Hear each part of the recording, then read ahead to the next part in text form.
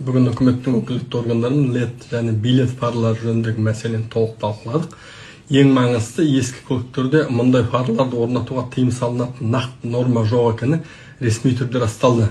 Яғни мәселе рұқсатты емес, оны қалай дұрыс рәсімдеуде болып тұр.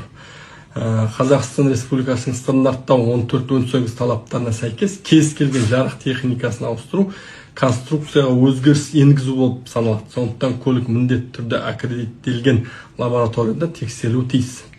Қазақстан бойынша мұндай протокол беруге құқылы 40-тан астам станция бар. Сынақтан өткеннен кейін протокол беріледі, және осы құжат негізінде өзгеріс ресми түрде тіркеледі. Бағалардың орташа бағамы жеңіл көліктер үшін сынақ құны шамамен 49.650 теңге, 50 мыңдай, жүк көліктеріне 56.900. Техпаспортқа өзгеріс енгізу шамамен 8.000 теңгедей тұрады. Ал параның өзінің бағасы маркасына байланысты 100 мыңнан 200 мың теңгенің аралығында. Осының бәрін қосқанда жүргізуші үшін жалпы шығын жеңіл көлікте шамамен 157 мыңнан 260 мың теңгеге дейін, ал жүк көліктерінде 265 мыңнан 360 мың теңгеге дейін болады. Қысқасы мәселе тиімді емес, параны дұрыс орнатып, талапқа сай рәсімдеңіз. Оны заң түрде қолдануға толық мүмкіндік бар екен.